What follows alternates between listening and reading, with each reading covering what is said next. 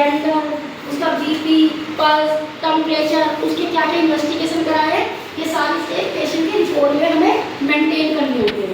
ठीक है, हो गया क्लियर। तो पेशेंट रिपोर्ट क्या होता है, आप बताओ सब। पेशेंट रिपोर्ट क्या होता है?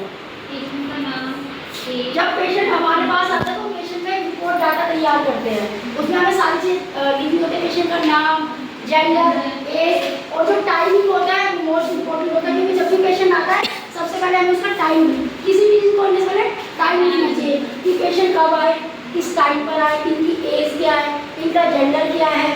ठीक है, तो टाइम बहुत इंपॉर्टेंट होता है। ठीक है, आगे बढ़िए आप बोलो। रिकॉर्ड सेक्शन में क्लर्क कुछ डेटा रिकॉर्ड करने के लिए जिम्मेदार होता है जो एक मरीज की पहचान के लिए आवश्यक होता है। क्लर्क रोगी या उसके परिवार के सदस्यों से नाम, पता, उम्र, लिंग, धर्म, व्यवसाय, आय, व्यावसायिक